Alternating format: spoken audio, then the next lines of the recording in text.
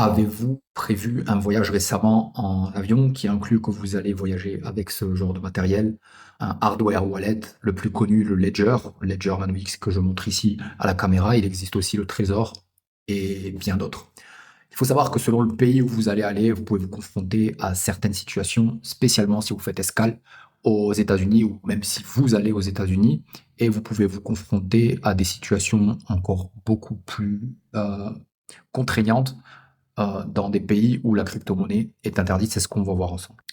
Alors, premièrement, j'ai vu une vidéo qui m'a éveiller la curiosité sur des personnes transportant voilà, ce genre de matériel. Et il faut savoir que maintenant, dans les aéroports, les agents de sécurité et les agents de la douane ont une formation sur ce qui concerne ce genre de matériel. Donc, eux savent que vous êtes potentiellement un investisseur en crypto-monnaie et que vous avez potentiellement un certain capital en crypto-monnaie. Et selon leurs fantasmes, ils peuvent imaginer que vous êtes millionnaire, multimillionnaire, etc. Alors que eux, ils sont peut-être insatisfaits de actuel, j'en sais rien, de combien ils gagnent, etc. Donc, si vous tombez sur quelqu'un qui est pas honnête, ce qui peut arriver, quelqu'un à qui vous ne revenez pas, ce qui peut arriver, ça nous arrive à tous, et qui veut vous faire passer un seul quart d'heure, il va commencer à vous questionner. Qu'est-ce que c'est? Alors, je pense que, sans mentir, on peut dire ben, c'est une clé de sécurité, puisque les bitcoins ou les autres actifs en cryptoactifs ne sont pas détenus dans cette clé. Cette clé détient justement la clé privée qui fait accéder à ces actifs qui restent sur la blockchain. Pas avec des BTC dans la poche. Donc je ne sais pas jusqu'où va leur formation, mais sachez que ça, ils savent très bien de quoi il s'agit. Alors quand on a un matériel qui est euh, connu comme celui-ci, ça va encore. Si vous avez un hardware wallet, par exemple, qui ressemblerait à ça, qui sort de l'ordinaire, ils vont dire, tiens, c'est bizarre. Et dans l'époque où l'on vit maintenant, quelconque appareil peut être, par exemple, un aspirateur de données. Vous pouvez être même, il existe même les lunettes avec des caméras, etc.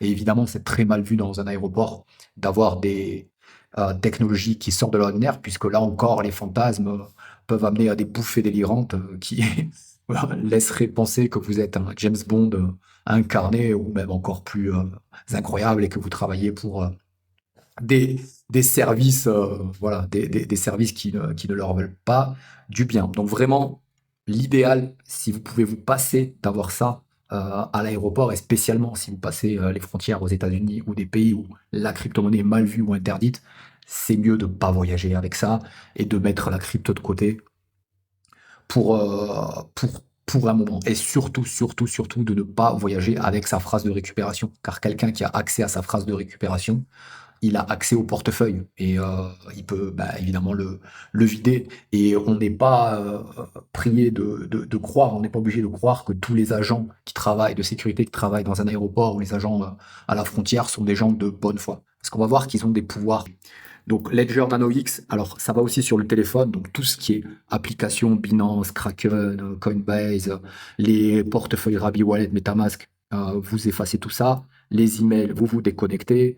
Le mieux, c'est d'avoir un téléphone voilà, basique. À la rigueur, vous laissez vous installer spécialement Instagram pour être une personne lambda. Et pareil sur l'ordinateur, hein, tout ce qui vous fait accéder à la crypto-monnaie, etc. C'est mieux de l'effacer parce qu'ils peuvent vous demander les besoins. Et ils n'ont pas besoin de mandat ni de soupçons particuliers. Contrôle de routine. Contrôle de routine. On est nombreux, je pense. Dites-moi si vous avez déjà connu ça. Voilà, ça tombe sur vous, c'est pas de chance. Voilà, on va tout contrôler, on va vous poser des questions et ils peuvent demander les mots de passe. Ils peuvent exiger que vous présentiez vos appareils, donc pas seulement le hardware wallet, mais aussi le téléphone, l'ordinateur, Ledger, etc., dans un état qui permet l'examen du contenu. Cela veut dire qu'ils exigent le mot de passe ou le code PIN de la Ledger. Et une fois qu'ils ont le code PIN de la Ledger, ils vont vous dire, bon, ok, attendez ici, pendant que moi, je vais tranquillement connecter la Ledger à mes wallets, et puis je vais me transférer pour payer mes vacances à Bali ou à Fidji. Qu'est-ce qu'on en sait, nous? Moi, j'ai par exemple quelqu'un dans ma famille qui est allé aux États-Unis pour la première fois. Cette personne, contrôle de routine. Ils lui ont posé des questions. Est-ce que vous comptez travailler aux États-Unis? Elle voulait juste passer Noël, hein. Est-ce que vous comptez travailler aux États-Unis, etc. Non, non, non. Ok, ils l'ont fait attendre dans une cellule. Et toutes les 3 heures, il la faisait sortir de cette cellule, lui posait exactement les mêmes questions. Il lui avait évidemment confisqué le téléphone sans lui demander le mot de passe. Et ils ont réussi, évidemment, à rentrer sur les emails pour voir les messages, etc. Et après examen, après 11 heures de détention, ils lui ont dit vous n'allez pas rentrer, et puis on veut absolument plus jamais que vous vous présentiez à la frontière, etc. Donc je ne connais pas les dessous de cette affaire, mais c'est pour montrer qu'ils peuvent prendre votre téléphone et accéder absolument à toutes les applications sans avoir besoin que vous leur communiquiez le mot de passe. Donc si vous le communiquez, vous êtes un bon, gentil monsieur, mais comme on dit, hein, trop bon, trop, voilà. Donc le mieux, c'est de pas y aller avec l'ordinateur, de pas y aller avec la ledger, de pas y aller encore moins avec la phrase de récupération. Ah oui, je voudrais rajouter aussi que le simple fait de mentionner Bitcoin, blockchain, crypto, ce genre de choses peut déclencher évidemment un contrôle tout de suite. Donc vaut mieux éviter de mentionner des choses en rapport avec l'industrie. Et il vaut mieux éviter les situations désagréables parce que voilà, je fais pas cette vidéo pour des personnes qui ont des choses à se reprocher. Au contraire, je fais cette vidéo pour des personnes qui ont rien à se reprocher, mais qui n'aiment pas l'injustice.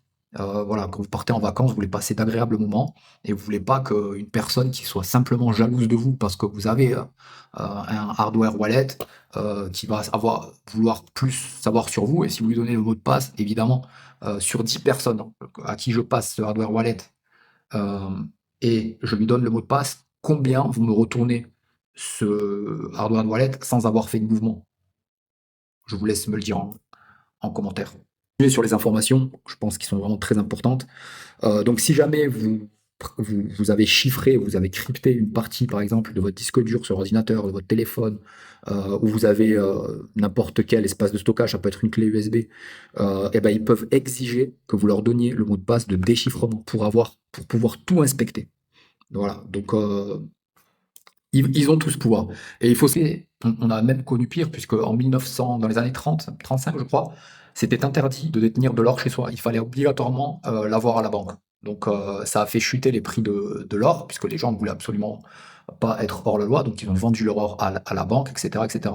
Donc imaginez un petit peu demain si voilà, on allait sur ce genre d'excès où il serait interdit de détenir soi-même des crypto-monnaies, il faut l'avoir obligatoirement dans une banque, etc., etc. Donc c'est pour ça qu'il faut se protéger, parce que quand on est Bitcoin fondamentaliste, c'est justement avoir sa propre clé pour avoir pour être incensurable, pouvoir faire des transferts où on veut, etc., etc. Donc fouiller les appareils, donc ça on l'a vu. Donc qu'est-ce qu'on risque si on refuse? Alors on peut refuser de donner le mot de passe. Quand on est citoyen américain, donc je pense pas que ce soit mon audience, évidemment, ils vont pouvoir rentrer, mais ils peuvent détenir l'appareil jusqu'à 5 jours. Et les gars sont vraiment très pointus. On sait aujourd'hui qu'ils ont des backdoors, donc backdoor, une porte derrière, ils ont un accès pour voir tout ce qu'il y a sur votre ordinateur, que ce soit Apple, Windows, et je suis sûr qu'ils ont des experts Linux aussi. Donc faites-moi confiance qu'en 5 jours, toutes les informations qui sont sur un PC, et même des informations qui seraient effacées, ils ont les outils nécessaires pour aller voir qu'est-ce qu'il y a dedans. Donc c'est mieux d'avoir un ordinateur qui n'est jamais servi à vos opérations en termes de cryptoactifs et qui ne servira jamais à ça. De manière, voilà, à ce que si vous le confisquez ou si on vous le vole, que vous ne soyez pas vulnérable, que vous perdiez seulement une partie de vos actifs. Par exemple, les personnes qui ont make it en crypto-monnaie, qui ont des milliards, voyagent seulement avec une partie de l'information. Ils ne peuvent pas se permettre de tout mettre dans le même appareil. Donc voilà, c'est comme ça qu'il fonctionne, et donc il faut savoir s'organiser euh, pour ne pas se loger. Donc quand on est résident avec la green card, c'est à peu près la même chose que les citoyens américains. Il va rentrer, mais il peut détenir l'appareil. Et donc si on est non citoyen, donc évidemment ils vont dire bah, écoute, tu coopères pas, tu vas pas rentrer, et l'appareil il va rester ici. Ok, donc évidemment, l'appareil va parler. Il aura des choses à dire, l'appareil. Euh, donc délai plus long, donc possible escalade. Donc évidemment, je vous l'ai dit, j'ai quelqu'un qui est proche dans ma famille qui a eu, voilà, de manière inopinée, voilà, interrogatoire, détention, etc. Donc évidemment, quand vous dites non, ça leur plaît pas. Vous n'êtes pas un bon serviteur. Donc on vous, on vous isole, on vous fait passer un sale moment, on vous sanctionne, quoi. Donc, évidemment, quand on vous garde l'appareil, ben, ils peuvent le partager avec d'autres agences, etc. Ben, tout le monde va être au courant. Et je stratégique en Bitcoin des États-Unis ne sont que des affaires judiciaires, c'est que des Bitcoins qui ont été saisis. Donc, si jamais vous avez du BTC et que vous avez rien à vous reprocher, et ben, vous tombez sur quelqu'un qui vous revient pas, moi, je suis quasiment sûr qu'il vous vide votre portefeuille et hop, ça va au département de la justice et vous contribuez à augmenter, je le dis de manière ironique et je souris de manière ironique, vous contribuez à augmenter la réserve stratégique de l'oncle Sam. Donc voilà, c'est pas cool quoi. On veut pas ça. Donc c'est mieux de se passer de ces crypto-monnaies pendant quelques jours, quelques semaines. Ne leur donnez pas, voilà, ne donnez pas le bâton pour vous faire battre. Ok? Donc évidemment, ne voyagez pas avec la seed phrase écrite.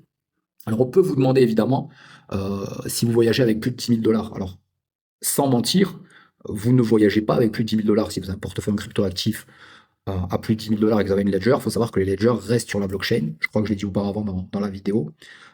Et ça, c'est valable pour les voilà, billets pièces, tout ce qui est physique, quoi. Mais le Bitcoin, on peut pas le toucher. Donc voilà, c'est pas concerné. Mais qui sait si demain, la loi évolue vite, qui sait si demain ce sera concerné, voilà, tout ce qui est crypto-monnaie, hardware wallet, etc., etc. Donc, il y a tellement de manières de sortir une phrase dans sa tête, et cette phrase, ben, c'est votre clé privée. Il y a tellement de choses. Dites-moi en commentaire si vous voulez que je fasse une vidéo sur comment s'organiser. On peut voyager sans rien et avoir sa clé privée ici, hein. Et il y a des méthodes, mais il y a des méthodes pour toujours s'en rappeler. Donc évidemment, s'il peut répondre non. Et attention, donc si vous voyagez sur un pays où les cryptoactifs sont interdits, évidemment, euh, on va vous confisquer vos appareils, que ce soit téléphone, ordinateur ou les hardware wallet. Et dans certains cas, on peut même vous mettre en détention. Donc inutile de vous dire que vous ne rentrerez pas dans ce pays. Donc ces pays-là, Chine, donc si vous allez en Chine, oubliez les cryptos. Algérie, et je sais que eux, ils rigolent pas, même avec les lunettes qu'ils ont sorties métal, là, qui filment, etc. C'est voilà, c'est une très très mauvaise idée de les porter. Voilà, tout ce qui est technologie, euh, de haute technologie innovante, ne rigolez pas avec ça. Voilà, même si c'est drôle parce que ça vient de sortir, etc. Ne rigolez absolument pas avec ça, et spécialement avec ces pays-là, donc États-Unis, Chine, Algérie, Bangladesh, Népal, Égypte, Afghanistan, Tunisie, Irak, et dans une moindre mesure le Maroc. Donc voilà, passez des vacances, déconnectez. Et si ben, il n'y a pas d'autre option et il faille absolument voyager avec ces portefeuilles, ben, organisez-vous différemment. Il appartient de chacun de s'organiser à sa manière, mais il me paraissait très important de partager cette information dans la mesure où j'ai vu passer ce post. Et il faut savoir qu'il y a même des personnes qui allaient à la Bitcoin conférence qui a lieu chaque année aux États-Unis. Ils se faisaient arrêter à l'aéroport et ils se faisaient questionner. Ils ont été détenus, pour certains d'entre eux, jusqu'à 12 heures. 12 heures d'interrogatoire entre les pauses en isolement et les interrogatoires, etc. Donc après, ils leur ont rendu le matériel, etc. De ce que je sache, ils ne leur ont pas vidé leurs actifs. Mais voilà, ça crée quand même un malaise et certainement une mauvaise expérience qu'on veut éviter, spécialement si on part en voyage. Ça doit être un moment agréable et heureux en famille, pour ceux qui voyagent en famille. Donc pour éviter ce genre de choses, voilà, organisez-vous différemment, laissez ça dans votre pays de résidence, déconnectez de la crypto et puis voyagez comme ça tranquillement, quoi. Dites-moi ce que vous avez pensé de ce sujet. Si vous avez des questions, je serai très heureux d'y répondre et je vous dis à très bientôt. Ciao.